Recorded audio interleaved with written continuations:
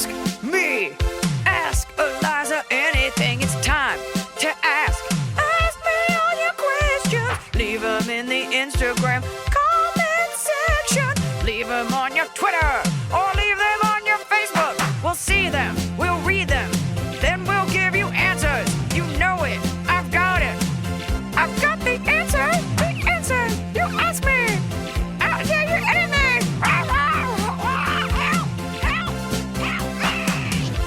It's another episode of Ask Iliza Anything, the show where we take to the people and we ask the people, what do you want to know? How can I help you? And we do the best we can to give you funny answers to your serious questions or serious answers to what you thought was a funny question, but you were wrong. Joining me today is a good friend of mine. She's also an author, creator of the show Famous in Love on Freeform, and her new book, The Dinner List, is probably out by the time this airs. September. Yeah. So her new book, The Dinner List, is out. You guys, it's my friend Rebecca Serle. Thank you for being here. Hey, guys. I'm so excited to be here. Thanks for having me. Thank you for being here. We met when I had a show at Freeform, rest in peace. Yeah. R.I.P. Famous in Love. And you were very nice to me. And Famous in Love for the whole network. Yeah. And you were very cool to me. And I was like, but this girl's cool. And she's like a real author. And she has her own TV show. And it's fucking dope. No, you're way cooler than I am. It's good, though. It's working out, this friendship of ours. Our friendship's working out. You said something to me the other day that was so funny. I've told it to everyone. You probably don't remember what you said, but we were talking about what we want to watch on TV. Right. Because you were telling me that you want to create shows that you want to watch. Yes, desperately. Desperately. What do you I wanna think watch? I'm going to step on what you're saying, though. Yeah. I want to watch fun, romantic comedies. I want to watch them on television. I want to watch the shows that I grew up with. Like, I want to watch WB shows. I want to watch Dawson's Creek. I want to watch Gilmore Girls. I want to watch Gossip Girl. I want my shows with 100% less murder. You were like, everyone is getting, you were like, literally 100% of shows are about murder. Everything's on fire all the time. All the time. Constantly. I have since taken that and I've said it for myself. Yeah. Everything's on fire all the time. Everything is on fire all the time. And I feel like, why do we need that in our entertainment also? It doesn't, and I thought, after you said that, I was like, wow, everything I watch involves someone dying. Yeah. And they're like, what's the twist going to be? You're like, definitely murder. A woman gets murdered. Yes. Because when a man gets murdered, it's like, yeah, it happens. Oh, yeah. But a woman. Yeah. Like, I'm watching Sharp Objects, which I keep calling Sharper Image. I don't know. See, I don't understand how people do that to themselves. Like, people watch Handmaid's Tale, and it's like shocking and appalling to me. Like, I cannot understand it. It's why you put yourself through that. It's up there with a snuff film. Yeah. It's brutal. Yeah. Brutal. It's brutal. Okay. So people have asked some questions, and I have hand-picked certain questions that I felt would be good for you as a guest because I'm a professional. Okay, great. AK Malloy 1121. I know these numbers mean something to you guys, but they're weird to read. Are these from like Twitter, Instagram? This is mostly from Instagram because I forgot that I put this on Twitter and never called those answers. They're also on Facebook. Great. AK Malloy 1121 says, what's your opinion on women being told that after a certain age we have to dress a certain way? Like, you look old enough to be a mom. Now dress like one. How dare you try to look cute or sexy? I'm not into it. I feel like you should wear what makes you feel good at any age. My mom actually said something like this to me recently about herself. She was like, I just can't wear shorts anymore. My mom's like hot. My mom's 70. She's like amazing. She's so gorgeous. And I was like, if they make you feel good, wear them. Also, if it's hot. Yeah, exactly. What is this, Saudi Arabia? Yeah, she was wearing like these like weird culottes. And I was like, you know what? Those are not cute. Shorts are cuter than that. Wear shorts. But are you okay? But then, like, so I think we say that. We're like, yeah, just do you, be independent. But then if you see a 70-year-old in cutoff shorts, like Daisy Dukes, there is that like cringe factor where you're like, what are you doing? Yeah, a little bit. But I think we sort of have to stand behind it though. Like I think if you say that confidence is like, you know, the sexiest thing in a woman, which I believe that it is, like somebody who really owns it, then you kind of have to get behind it the whole way. For everyone. Because here's the thought. Yeah, go ahead. Or just keep your fucking comments to yourself. Yeah, that. Well, for sure that. Is why we have a garbage society. Yeah. All you have to do, if you see an old woman in cutoffs, all you have to do is not verbally shame her to her face. Yeah, just don't comment. But yes, exactly. That's by that standard, she can wear them and you cannot say anything and everyone goes home happy. Yeah. The end. Who's hurt? Everyone feels good. No one goes home and tries to kill themselves. Yes, agreed. So that's the answer, is just don't be a garbage chicken to everyone you meet. This one I felt like was kind of a you question because I feel like you deal with like young adult Yes. books and young people, and you've got a finger on the pulse of it. Dip Maker, come on now with the names. Why do people take videos of the screens at a concert? It's like taking a video of a YouTube clip. Hashtag young people. You can't make up your own hashtag on my show. But they wrote that in. What do you think that's about? Hashtag young people. That's great. Hashtag young people, such an old person thing to write. You know what? I don't know, but I will say I went to a Justin Timberlake concert, like, I don't know, 2 months ago here in LA, and I did the same thing. Because like, it's so I fully big. did it. Because Okay. it's so big. And also, I think that there is something, I think this probably is particular to Instagram story, this question. Maybe not, I don't know. But, like, there is something about being physically there and showing people that you're physically there. I don't know, that, like, feels important and feels like some kind of shared experience. I think this whole social media thing is still an experiment. We're sort of, like, figuring out what we give a shit about. Yeah. But I did it. I did it. You did it. Was it a clear picture or was it like blurry mid-motion? It was a clear picture. Well, it's a weird thing because you're like, would you rather have me take a video of Justin Timberlake as like a speck on the screen, which like even if you have good tickets, like that's what he looks like on your phone, or like him giant on a thing? Or probably the answer is neither, but I opted for the screen. Okay, well I think it's two parts now we've gotten into now because I think we do have this need to show, look what I'm doing, look how great my life is, look where I am, can you believe it? Yes. There's that. There's that. But there's also the fact that at a concert, I am watching the screen. At a basketball game, I am watching like I have to remind myself not to watch the Jumbotron. Right. I think things are just better through screens because you think you're getting a premium experience. You think you're getting a premium experience. You don't realize that like they'd be like serving you all the angles if you were just at home watching. Right. Yeah. I could be at home. I could be seeing it through a produced lens. Correct. But of course, the energy wouldn't be the same. Like I think we do like less and less, and so I feel like I want to support us still like going out and engaging in things because I feel like so much of life now is set up around just like being home and Postmating stuff and watching. Yeah. Right. So, like, it's good. Like, keep going to concerts, kids. Keep going to concerts. Keep coming to see comedy shows. Yes, keep coming to see comedy shows. But that being said, like, if Crazy Rich Asians was just beamed in my house, I'd watch it immediately. Versus, I gotta buy a ticket. I gotta go. It was fun. I mean, I loved it. I saw it last I want to week. see it. It was so good. But I like seeing it in the theater because people were, like, oohing and aahing and clapping. It was nice. I will say that I went to a screening of the movie that of Instant Family. It's out in November. Yeah. And we went to a screening, and it was cool. This sounds selfish, but like to watch me get a laugh, but it wasn't live. Like it was on screen. Yeah. And that was very surreal. But I think... Have you experienced that particular thing before this? No. No. I was in one other movie. I don't know if I got a laugh, but I also didn't see it. Right. Like in theaters. I think I went to the screening of it. And different than like watching your special and having like seeing the reaction. That you don't do. Okay. But I think... Onward. I think... The reason we all want everything delivered to our house is because everything outside is such a fucking nightmare. Yeah. The parking, the tickets, the validation. I'd say everything's on fire. Everything is on fire all the time. Can I have that? Sure, that's yours. It's going in the new special. It's my gift to you, my friend. That's all I wanted. Okay. Everything's on fire all the time. Okay. Gerardian at Gerardian says, I'm dating a girl for a few months now. She's super sweet. Ooh, get ready to get fired up, Rebecca. Yeah. But she talks a bit too much. Ay. In regular conversation, she would tell a story and unnecessary details, and add, I guess he meant to write add, and add unnecessary details or would trail off into another story. Okay. I'm not sure if she's fully aware of it at all. How would I go up bringing it up to her in a way for it not to insult her? I know. Exhale. Listen, women put up with so much shit. You just have to listen to them. Rebecca is red right now. You just have to listen to them. Just listen to whatever they are saying and whatever details they are using. Just like shut up and listen. I don't know what to tell you. She's a sweet girl. She's great. You seem like you're happy. Just listen. What's too much? You said talks a bit too much. Yeah. So what's that? Well, that's the other thing is like we don't know. I mean, she could literally be saying what she had for lunch and this guy's like getting riled. I have no idea. But I don't care. You know what? I don't care.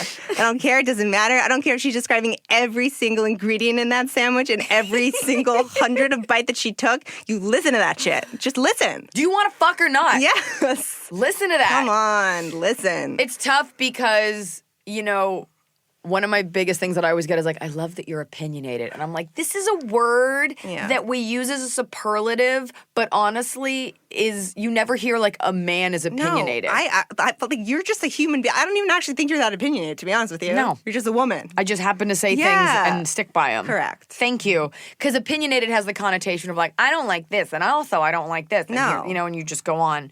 There is a chance that this woman is a monster. Sure. That just likes to hear herself talk. Sure. And you're going to have to deal with that with your therapist. Like, that's not on us. You can, if it's, okay, there's too much talk, and then there's like, she is sitting there and just babbling. Yeah. Which means maybe she's nervous. Yeah. I have a friend who's in an abusive relationship who babbles, and I think that's why. Oh, yeah. That could be. Listen, we can't give you every detail about this. But from the phrasing of the question, I would say, like, probably the advice is just like, listen. Or if you got it like that, you can just be like, what are you talking about? And hopefully she's cool enough to be like, I have no idea. Yeah. I will sometimes I'll go on rants about something that I think is important. And if I see my husband start to trail off, I'll be like, excuse me, do you know what I'm talking about? And he'll be like, uh-huh. I'm like, okay, good. Back to me. So sometimes it's just important that she gets it out versus you even agreeing. Yeah, that's true. That's true. I didn't say actively listen. Just listen. That's the thing. Oh.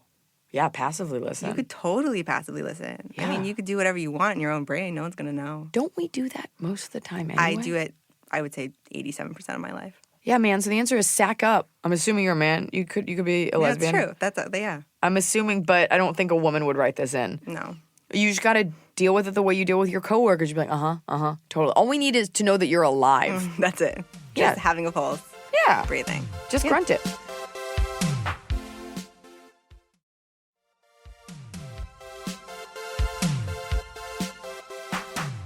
Okay. This is a good one for you. Okay. Underscore, again with the underscores. You started with an underscore. Serial killer. At underscore ESOZ, E-S-O-Z says, how do you maintain a strong career in your 20s as a woman when there's so much pressure to get married and settle down and give up your dreams for kids? You gave a decade of your life, well, to me, to comedy, and it paid off so much. But knowing what you know now, would you have done things differently? What do you think young women in their 20s should prioritize? Also, if you read this, I love you. I love you too. Okay. So my question to you is, how do you maintain a strong career in your 20s? This is basically about societal pressures. Yes. And this expectations. Yeah, which I felt too. I mean, like, I remember being a teenager. Like, I never thought that I would have the career I have, ever. Like, I remember being a young teen and thinking, like, I want to have 3 kids. I want to be done having kids by the time I'm 30. Like, it was a joke. Right. Like a true joke. Rip your body in half. But that was like I was like a nice Jewish girl, like growing up in these, like that was the narrative I heard about what I was supposed to want for my life. And it wasn't bad. It wasn't wrong. It was just that, like, that made a lot of people happy. Mm-hmm. Made a lot of people in my family happy. I think, and also the other thing I want to say is, like, look, if those are the things you really want for your life, there's no shame in that. Like, there's no shame in getting married young and having kids and, like, making that your life at all. Like, I'm not here to tell anybody how to live. If there are, like, real, true professional things that you want and you feel drawn in that area of your life, I mean, I just think you sort of have to, like, follow the flow of what feels right for your life. It's not that technical. Like, I think you just have to move in the direction that's moving towards you. Somebody told me the other day, actually, that, like, I don't even know where this would come from, but, like, the definition of adventure is, like, moving towards that which is moving towards you. And I feel like that's just so much of life is, like, where is the energy? Like, where is it vibrating? Move towards that.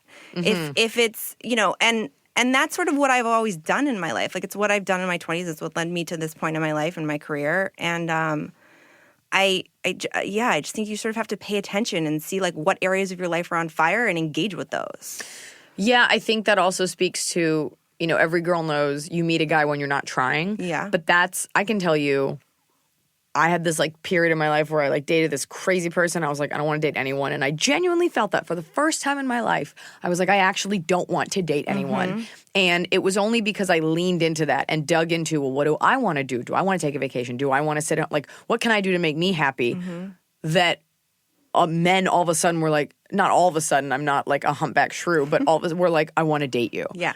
Because I was so focused on just making myself happy. And that vibration attracted other things. So I do think there's that thing where we want everything, and as women, we're conditioned to want to do everything. I know I like to do a billion things at a time, but there's nothing the universe likes less than pushing. Yes.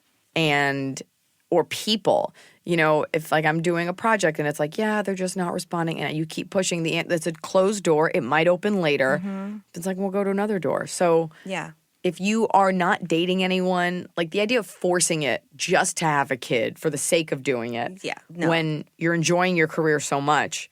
I thought about that last night. I was trying to fall asleep, and there was like a weird wolf in the distance. I'm guessing it's a coyote making the weirdest coyote noise, and it woke me up. It wasn't like...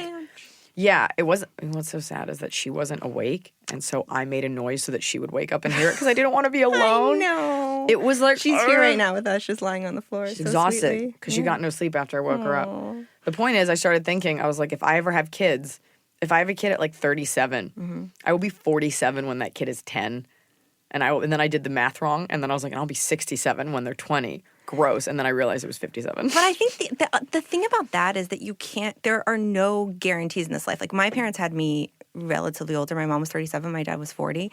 And like, knock on wood, they're still like, kicking and whatever and amazing. I've had friends who lost their parents in their 50s. Like, it's just, that's the thing. And that's the other, like, more globally, there are no guarantees. So it's even more reason to go with what's vibrating in your life and like what feels good and just follow that. Because like, if you do something that's like, quote, safe or makes sense or whatever, there's zero way of telling whether that's even going to work out. You also won't grow from it, and then you will be kicking yourself. Yes. I don't really believe in regrets. I mean, there's things that I'm like not pumped that I did, but like whatever. Yeah. I'd rather look back knowing that I gave it my all. Yes. That's what's going to kill you, is knowing that you could have done something and you didn't. Yes. And I'm sure you'll find things to be fulfilled by, but if you don't go after your dreams, you will always think about it. Yes. Like, I will always think about the fact that like I never got on SNL. I think about it. I don't think about it that much. You know what I don't? You don't think about it that much. You know what I don't think about ever? What? Is that I had an abortion. I never think about that child. Yeah. I was like, done. Yeah, And done. that sounds indelicate, but like, no, that was not Onward. my path. No. But we don't want to talk about this abortion. Missy Ashley Pants. Why do other girls get to drive with their windows down and their hair is still Yorkie level flawless when they arrive to Coachella or whatever the hell they're going? But when I do it, I look like Doc from Back to the Future. Asking for a friend. Okay, but you obviously said it was you, so everybody knows it's you. Everybody knows you have gross hair. I am one of those girls. You have thick hair. Yeah, I have thick hair. Very thick hair. So wait, yours blows like lovely in a convertible? You're like, that's like sexy for you. No, it's because everywhere. I don't have thick hair. So it's wispy and it's all in the eyes and it's... Wispy is putting it strongly. I'm sorry, it's putting it mildly. Remember in Ghostbusters that painting of Vigo the Carpathian and it was like blown back hair, blonde hair? I have Tom Petty hair. I saw your Instagram story the other week where you were talking about, like, you were asking whether it was like cool, like chick, like Young Mom, or like white trashy with the sort of like naturally dried wisp thing happening. I think you have great hair. You have a lot of hair though. No. Well, it's kind of long right now. It's this. It's long right now. It's this like tip of a paintbrush. I just don't have. I have very fine hair, and I don't have. I'm not like it's not like an alopecia issue. Like I just don't have like Jewish hair. Like you've got like thick, like full Jewish hair. I don't have fully Jewish hair. I don't want my hair blowing around though. Like I'm not one of those girls who I'm not that cool. I'm like, if I'm in a convertible, like I want like a ponytail. First of all, I hate convertibles. I have zero interest in being one. I don't think that I've been in one since my friend had one in college. Like I don't care about that. They're overrated and they're unsafe. They're overrated. They're unsafe. I'm just not interested in that. Like, you know what? I don't want to be one of those girls who shows up to Coachella in their hair. And also, like, I don't even know if that is accurate, to be honest. That girl probably doesn't exist. Like, how do you know what the span of time is between when she's getting out of that convertible and she's taking that Instagram picture on the field? Right. That could be an hour and a half in a bathroom with a comb and a blow dryer and like a team. You don't know. A team? You don't know. Your hair would hold up better because it's thick and so it's heavy. It's heavy. So it would flow and it wouldn't like get turned into one cotton candy knot. Like spiral, yes. Mine, it would just be like blown back and whatever. Yeah, I don't have this desire for wind in my hair probably because I know how bad it will look. That being said, I think this is just because first of all, I don't want to go to Coachella. No, zero. I've never been. I have zero interest in doing it. The other thing is like, what is our obsession as women with like defying like just like the natural order of like gravity and wind. It's like wind is supposed to fuck up your hair. Like it doesn't, like we don't need to have it not. That's just a thing that happens. That's just like what wind does. Wind blown. Yeah. Yeah. Yeah. It's some movie shows somebody in a convertible and she was perfect, and because it was a movie, it worked for her. Yes. And then, of course, everybody makes fun of like, I can't be that girl. No one is that girl. No one is that girl. It will make your hair knotted. Yeah. You will get hair in your lip gloss. Yes. You will get a sunburn.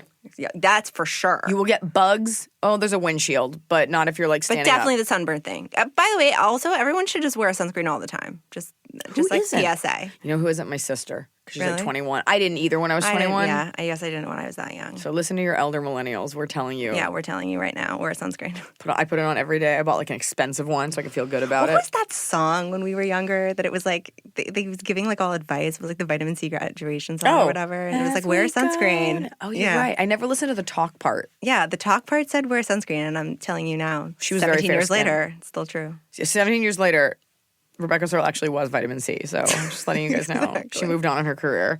But it also sort of speaks to the idea that as we are beholden to this Hollywood writer's image of what a perfect, and I'm saying that not trying to make eye contact with you because you're a Hollywood writer, but image of what a perfect girl is or what Yes. beauty is, Yes. when really that actually doesn't exist It for the does not most part. exist. No, not even for those actresses. No. No. But there is always that, if you look at Instagram, and I was saying this to someone the other day, even with a full education and my wits about me, I still get brainwashed into thinking that's how those women look. Oh, for sure. So if there's probably no hope for anyone. But that's like, I mean, the photo you see is like 400 deep Right. with like a professional photographer and a whole thing. And lighting. And a team. and- yeah. I mean, social media is killing us, but Social media is killing us definitely slowly. slowly. I just snorted. No, I loved it. It was it. like I was excited about saying something and then I don't know what it was.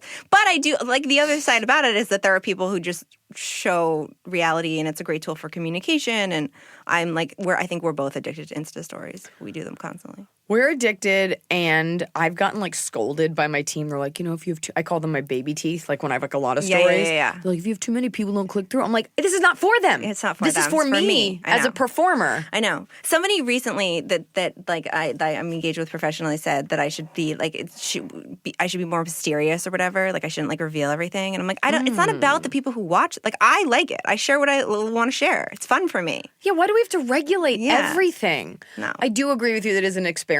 And I understand that there's like certain bandwidths people have, like Netflix is like, you can't have a special more than 80 minutes. People turn it off. I understand there's certain Yes. logistics, But that's like I think that's a different thing. That's like produced content. Like I feel like Insta Stories is more. It's an experiment. We're seeing. Yeah, I also think, we also love to hate watch. Mm-hmm. Like, I love it when people act like they're not trying, but are trying so hard. And everybody's got those couple people that they look at. Oh, and for you're just sure. like, I hate this person. You know those people also that like you don't follow because you're like I don't want to give them that, and like I don't want this in my life, but you still go there.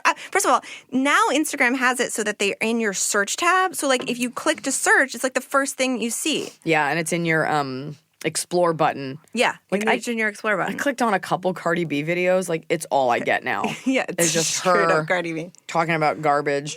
Yeah, I definitely think there is that like hate watching aspect. So really, it's all good. Yeah. Whether watching for good or bad reasons, you're still watching. You're still Someone like, I watching. don't think you're funny. I'm like, you still watched it. Like, Yeah. you still know. I see those numbers. Yeah, I see those fucking numbers. Yeah. That being said, I recently have been experiencing back problems from holding my phone. Oh, interesting. It's too much. It's too much. I get muscular migraines like I have for a while.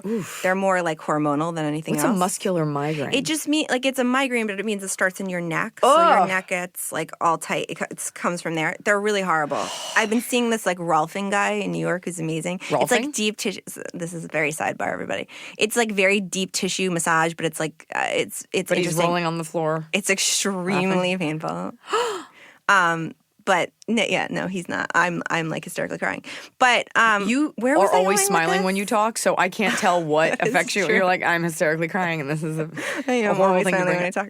I don't remember what was it. Where was I going with this? We were talking about deep tissue massage, and I was. You're having back problems. So I think that the phone definitely like exacerbates the muscular migraine stuff because you're 1,000%. constantly hunched over in this weird position. hunched over, My eyes, I get headaches now because because I have to answer all Yes. these DMs because people keep sending me pictures of their dogs. But why do you have to answer? That's the other thing. It's like you engage an extraordinary amount. Like Yeah. talk to me about why you feel like you Okay. have to do it so Okay, I will. Okay, let's get into it. I started a contest to win tickets just as a way to like promote the special. So I Right. did like a Who's the Baby contest and I did a baby leg contest. So I do feel as a content producer, if I'm calling myself that, when you put forth a mandate and you want people to engage, if you don't engage back, then it's like, why did you do that? Right.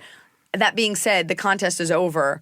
And I like to have a clean inbox in my DMs because I've always been able to do it. And now I can't. And I can't answer everything. You can't. There's no way. So you won't always get an answer back from me, and I can't make everyone happy. no, it's not possible. And then you make nobody happy because you get sick and it's yeah. And my it's head bad. hurts. Yeah. My hair hurts real bad. It hurts so bad. It's not a muscular migraine, but it gets really bad.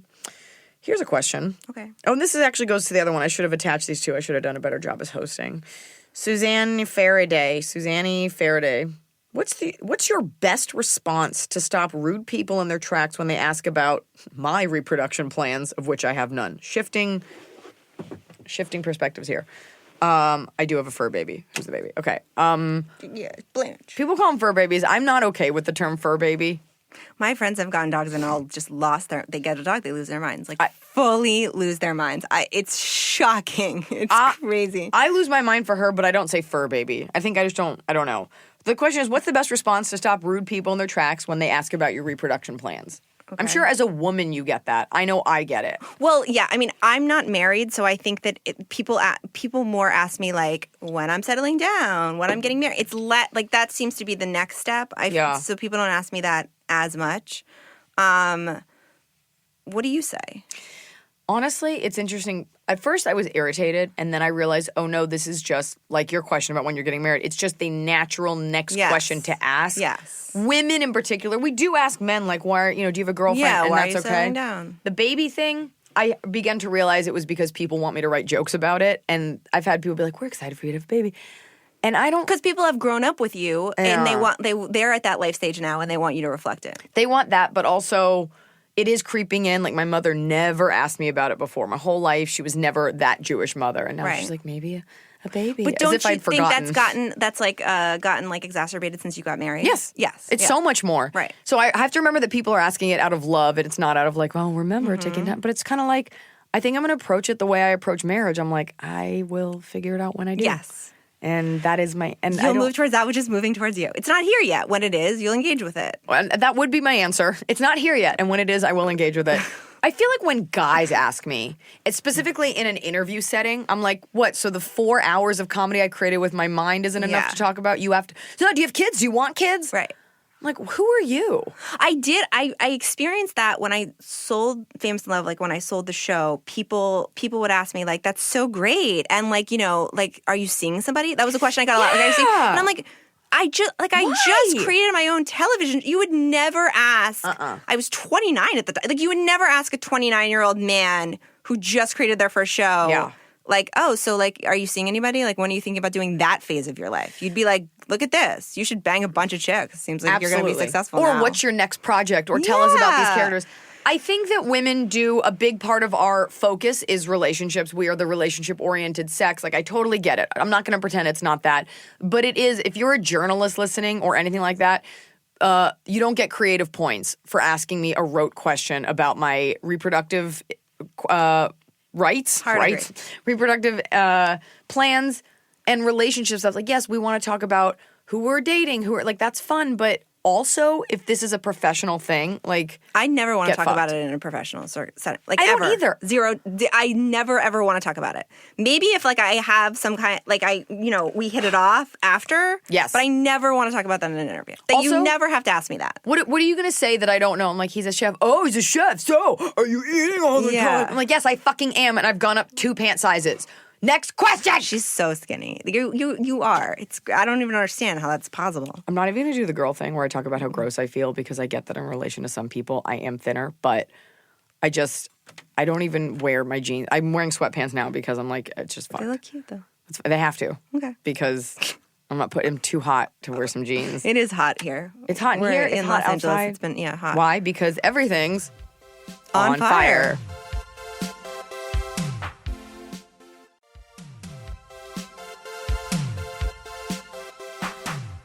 Welcome back to Everything's on Fire. The next question is, and this is actually, somebody asked me this, but I really think you should answer this because you are an actual, I wrote a book and it was hard, but you're like an author. Like you understand tense shifts and comma placements. So here's the question. Okay. Lugar says, how do you start writing your books? They wrote books, which is weird because I only had one. Do you write from the beginning to the end or come up with a concept and build around it? Also, do you write a little bit each day or set it aside? They want to know. They were asking me, but I'm asking you as an author. You have 5 books. True. So that means you've done the work and you don't have a ghostwriter. It's you writing it. It is me. It's you sitting somewhere fabulous like in France. You always think that like I do cool stuff. You do. No, you always say this to me. 100% of the time, I'm just like sitting in a Lipan. In a what?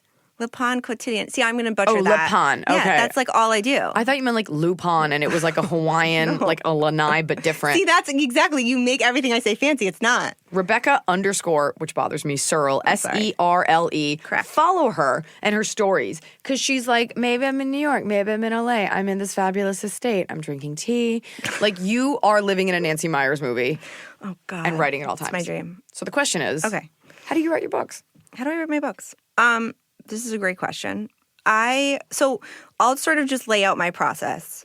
And it's over the years it's gotten to be like kind of the same. It's sort of the same for every book. What happens is like I'll have an idea and I'll just sort of free write. Like I'll free write for about 30 pages. I call that like writing my way in. Like I'll just see like who are these characters? What is the story? Where does it take place? Like who best to tell it? All that sort of stuff. What tense do I think it's going to take in? Although most of my books are first person. And then I'll stop after those 30 pages and I'll sort of stop down and I'll look at that and like pull out the major key things that I think are working in it. And then I will make a list of maybe like the plot points that happen from that point to the end of the book. I do not outline because I don't believe in it because like Really? This is so corny, but the best thing about writing is that sometimes it feels like reading. Like sometimes it feels like you're waiting to find out what happens next and you're with the characters. And it would just like, it would really crush me if I took that away from myself. Like I see no point in writing a book where you already know every single detail of what's coming and there's no magic in it. Like that to me is just like the height of tedious. Like I could never do it. And I'm also gonna quote you. Like next thing I write, I'm gonna be like, Rebecca Serle doesn't use outlines. Give $1 million. Also, I'm terrible at them. Like there's some people who I'm so bad and I hate it. Like I'm just, please don't make me. But I'll make sort of like a rough list of plot points that I think I have to hit. And then I write. My books are short. I know like Stephen King. Oh, by the way, also my writing advice to anybody is like buy Stephen King's On Writing and like study it. It's the best book on craft that has ever been published. Bird by Bird is also very good, but What's it called? Bird by Bird. Bird it's also by very, Bird. very good. But I just Stephen King's On Writing is amazing, and because it's Stephen King, like it reads like a page turner. But anyway, is it scary? Like, sometimes writing can be very frightening. Red pen. Yeah, exactly. Okay. But he says that his books are super long and you cut down. That's just not, that doesn't come naturally to me. My books are like, I have to crawl to the finish line and then all of my edits end up broadening my novels out. But over the years, I've just gotten comfortable with the fact that that's the way I write. So that's my general process. Like I would say to anybody who has an idea, like, don't start like planning and thinking or whatever. Just like write it. Just write it. Get in there and see exactly. Get in there and see what it is first, and then take it from there. I found my writing process for Girl Logic to be very labored because I was like, I don't know. I don't know. I only have 35 pages, and then But I think what your process for writing, which is your own process, Totally. Same for stand-up, because people are always like, what would I do it? You just do it. You just do it. Just go. Yeah. How do I work out? Just go. Just start running. Mm-hmm. I think that honestly is the hardest step of actually putting it into motion. Yeah. Pen to paper, mouth to mic, foot to pavement. Yes. And then you find, oh my God, I am actually doing it. Absolutely. I went to a Tony Robbins workshop like a decade ago, and one thing he said that always really stuck with me that I really liked was that momentum is hard to get and easy to lose, but also easy to maintain. And I think that that's real. Like, and that speaks to your point. Like, the hardest part is starting the thing. Yeah. If you start the thing, you can just continue the thing at not an extreme amount of effort. But it's also easy to lose. Object in motion stays in motion. That's right. Tends to stay in motion. That's right. I also am a big believer in not forcing it. There are days, and maybe it's a little bit of procrastination where I'm like, well, I've got to clean up this desk if I'm going to do that, and I'd like to have everything else. But I actually am the kind of person, I need silence. I need a chunk of like 5 hours where I know I have nothing, and then I can kind of get into it. And like I have something that I have to write at home, and your brain will let you know when it's ready. You will not put it off forever, but if you force it, you'll be like, this isn't funny. This isn't good. You have to. I You think can't force this is sort of the theme of what we've been talking about today is like, don't force it. Like, it really. Yeah. And I feel that too. And I also think that writing cycles can be long.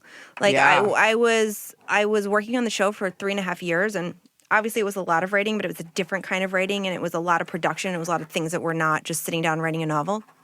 Yeah. I didn't write for like 2 years, and it wasn't until like 9 months after we wrapped the show that I even started a new book. So I think that cycles can be long.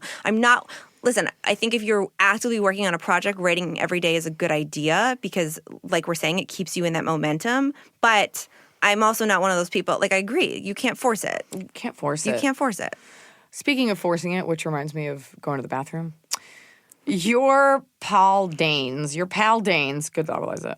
What is the right thing to say when someone knocks on a public restroom stall, and you're still inside? We'll act it out. Okay. You be in the bathroom. Okay. I've got to pee. What's the Someone's in here.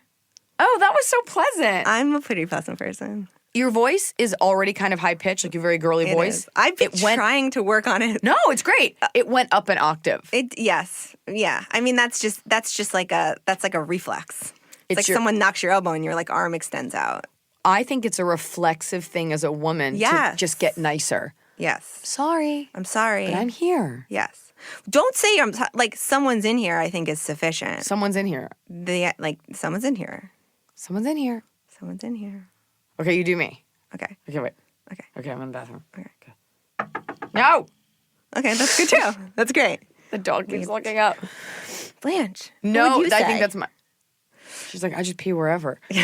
And then there's that look where, like, if it's a single occupancy bathroom and then they come out, if they've taken a while, I'm like, I'll just give them a look. Yes. And obviously, like, if you've got to poop, like, it's not like they're trying. Right. But I do think people are selfish. They're like, I'll just take a couple pictures. I'll take a couple texts. People are selfish.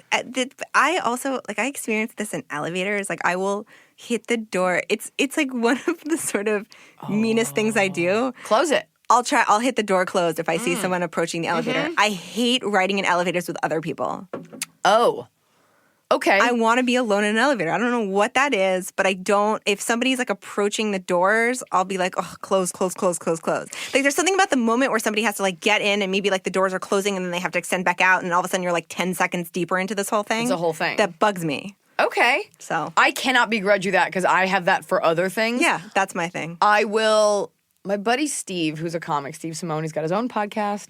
He said something to me one time because we have Jewish brains, you and I. Yes, and so it's we everything, you know, if you watch Seinfeld, if you watch anything from Larry David, it's this constantly noticing everything, dealing with it, internalizing it at all times. And my buddy Steve said to me one time, he just goes, you don't have to notice everything. So good. And I carry that with me because part of our jobs as creators, as authors, as comics, you're an author, I'm a comic, is to observe things. Yes. And I take pride in it when someone's like, did you see that? I'm like, yes, I did. She's wearing a brown shirt. She said something really weird. I saw that. Her foot is weird. We naturally do it, but it's more about we don't have to take on the awkwardness. Yes. I don't have to make eye contact. Sometimes and I don't like this in other people because I'm like, how are you this unaware? I will walk through a lobby with tunnel vision and I will just get on the elevator and I'll just keep looking down. My thing is more like I like to get where I'm going quicker. It's not about, I don't care if I ride with people. It's just don't stand in my way. I'm busy. I'm going. And by kind of tunnel visioning, like with like horse blinders, it's a lot less energy expended. I think that's extremely healthy, actually. Thank you. Finally, like, someone I don't said that. think, you cannot take on everything, particularly in this age. And I also think like this is a lot of social media too. It's like we're constantly, everyone is like, pay attention to my life, pay attention to my life, Yeah. pay attention to every single detail of my life. And yes, you're right. As like writers and creators, we want to notice the things around us because like whatever, we want to reflect them or whatever. But I call it selective ignorance. And I do it a lot with like new technology. Yeah. Because I'm like the worst with like, what do you call it? Luddite? Is that what it's called? Like the person who can't, yeah. I don't even know what the term is. for how Totally. bad The Luddite. Yeah. Like I'm terrible at it. And it's selective ignorance. I'm like, I don't want to learn that new app or that thing that's going to like, quote, make my life easier because my life is easier by not knowing it exists. Like that's how my life is easier. So I think that's healthy. I think we all have to practice that a little bit more. I think it's also, we can't be learning. You're not in charge of Apple. No. It's not on to you to consume everything at once. No. Maybe it'll make it easier, maybe not. Maybe, like your parents get along just fine with their flip phones. Yes. Like you kind of get, I think it's part of aging, to be honest, is that you're like, I don't know what the kids' apps, and I don't have to know. Nobody's have to know. expecting me to. Yes. I also think about that. There's these Instagram videos that are like life hacks, which everybody took from TED Talks, but they're like DIY life hacks, right? Things to make it easier.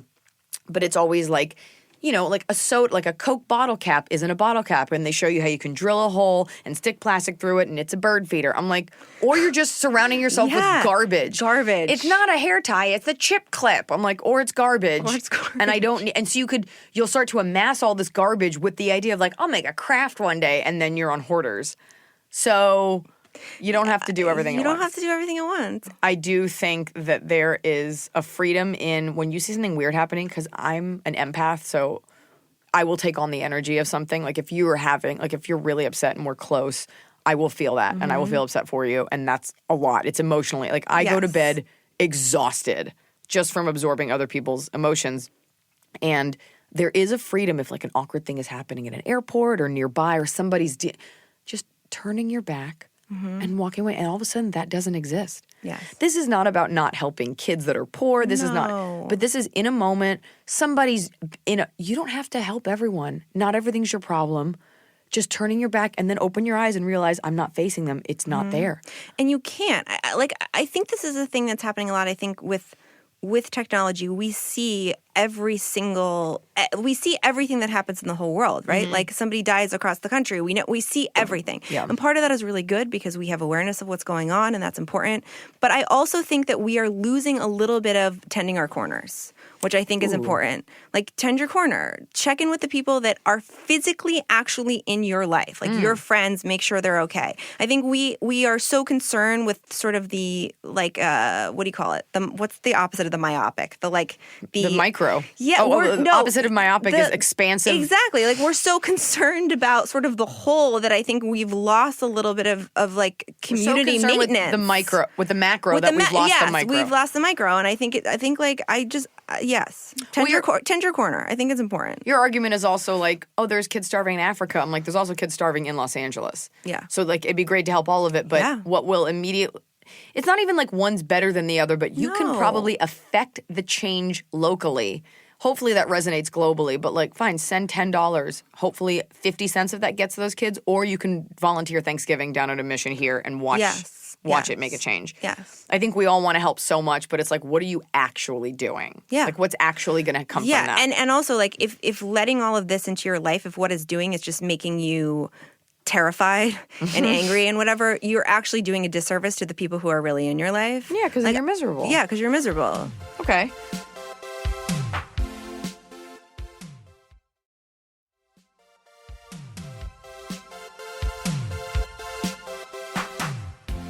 This has nothing to do with that, but this is, what's the best and worst purchase you've ever made? I need to work on my transitions a little bit better. Ooh, but the other best one's and about worst plucking hair. purchase. Best, and that's a tough one because that's like in a whole life. I will tell you this, and I think I wrote about this in my book, so I'm not acting like this is like a fresh joke. Okay. Every year I buy a pair of white jeans, and every year I don't wear them. Okay. And every year I end up throwing them out. Yeah. So that's the worst one because Every year. For how many years would you Years. say? Years. just because like a decade. You're like, this is now I'll do it.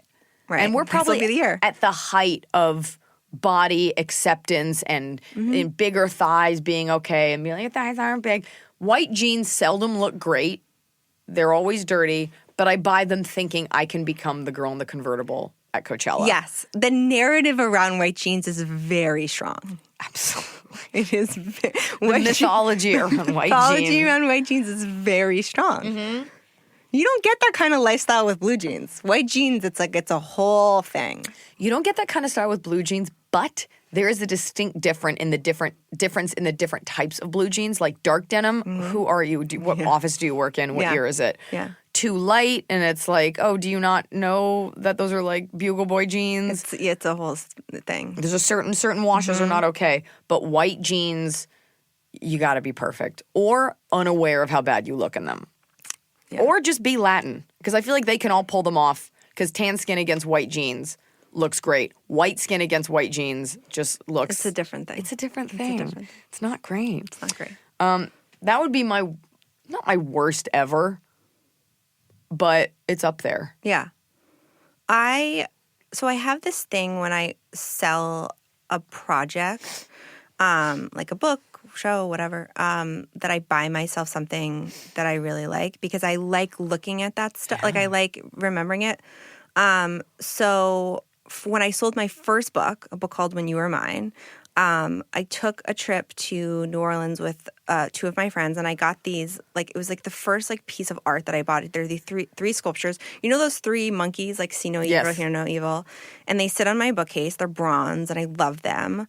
And I bought this like piece of art that hangs over my bed when I sold Famous and Loved the books. Like I like doing that. I think that they're nice markers. They're markers. I was just thinking that. They're really nice markers of the things that you've done. Well, And Yeah, well, you stopped for a moment to do something that would signify that, especially as women, we're not told to celebrate ourselves. Right. I have these little rings that I would buy every time I did something, and then I stopped buying them because I was like, I can't have that many.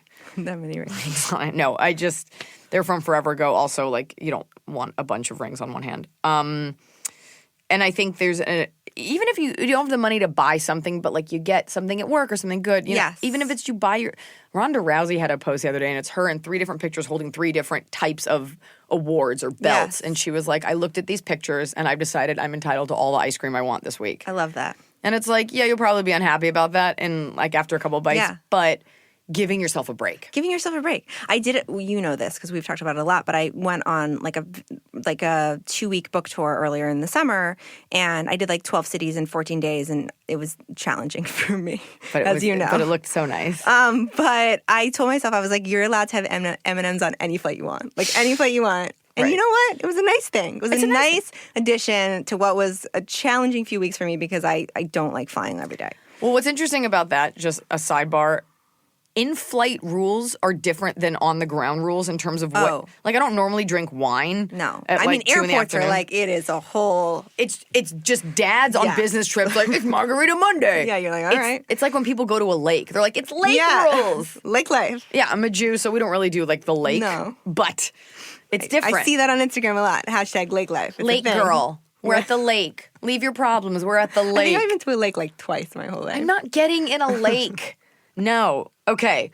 And then, so then best or worst purchase. I don't know best. You know what? Here's my best purchase. Yeah. And this is tried and true. I purchased myself, I was in O'Hare years ago, and I stopped at the Bose headphone store, and I bought myself a pair of noise-canceling earbuds. Not the big coffee can mug that everybody wears on their heads because Beats are cool. Earbuds, because you can't sleep on your head. Right. And it's a game changer. On a plane, in a hotel with like creaky pipes. That's interesting. Just if you don't want to listen to anyone, sleeping at night, the smallest thing on the road will fuck up your schedule. They were $300. They never go on sale. I recently bought a new pair. Bose, listen to me, please, if you're listening, Bose. Noise-canceling earbuds. I got to get some of those. Change your life. Okay. And now we do a segment. Yes. Because I felt your best and worst purchase, here's your best purchase. You talked about the monkeys. Yes. So I feel like that was your answer. And now it's time for everyone's favorite segment of the show, Top of the Cob. It's the top of the cob. We're doing it right every day. You just take a bite. Top of the cob. Top of the Cob. That's adorable. I wrote that. It's very cute. I like it. Thank you. You are adorable. Thank you. You called me cute the other night, and I was like, I am. That's you so are nice. cute. You're so cute. Thank you. I like to think I'm like a little creature. You are. With opinions. Top of the cob, because everybody knows the top of a cobbler, if you've ever eaten one, is the best part. It is. The bottom is fine, but like nobody really eats it for the fruit. You eat it for the bready, crusty top part. So top of the Agreed. cob is where we end this podcast. We talk about something that you love, which is the top of the cob. Yeah. And the bottom of the cob, which is one thing that you don't like. Okay. So despite the fact that we always tell people to prepare them, if I were a guest on a podcast, I'd be like, what? I didn't read your document. So I will go first. Okay, Feel thank free to you. think while I'm talking. Yeah, great. You can Perfect. also stop down for a minute because this is also recorded. But I will say my top of the cob is when someone genuinely considers what you say. We all talk to each other and think about the thing that we're going to say. Very few people actively listen. But it is a really nice feeling when you're having a genuine conversation with someone. My Aunt Debbie is great at this. And I'll say like a perspective. I'm like, well, what about this? And she'll always say like, okay, you know what? I didn't think about it. Like, let me think on that. Of course she means it, but even if you don't, just the idea that somebody actively listened and maybe changed their thought based on some input you gave is very gratifying. What I hate is when people are like, I did that. I know. And I'm like, well, then why are we talking? Yeah. Since you've considered all angles of everything and you know everything. So I think you're a very good listener, I will say. I am. Thank you. You are a very good listener. You are. Thank you. Like, you do. I always feel that when I'm with you, that you're really taking in what I'm saying and you're thinking about it. And even today, we made a lot of eye contact. I feel like this is, Trying to make you it feel about welcome. Thank you. But I also feel you deserve it. Some people are idiots. Or garbage, or I'm around them so much that you have like a rapport where I can just talk over them. Right. I enjoy what you have to say because I find you funny. It's so nice. I love when you say that. It's like my favorite thing you say to me. You're funny. It's the best. You have this like East Coast, like when everything's on fire, and I don't know, like you just go, and there's this like unapologetic sort of East Coast, like this is how I feel, and this is what I want, and you know what, and that's it. So I respond very well to that, and I also want to make you feel like it's important that the people I respect feel respected by me. Like, I would never pull out my phone except to check the time, like, while we were talking. We had a whole dinner last week where we didn't look at our phones and at I took all. my cue from you. I'm like, she didn't do it, so I'm not gonna be the really first. nice. Yeah, It was was really civil. nice. And then I got the best line ever. Everything's on fire. So that's my top of the cob. Do you have a top of the cob? Yeah. This is like the most basic thing ever. But so I live half my time in LA, but really like most of my time in New York. I'm like back and forth, but I say that I live in New York for now.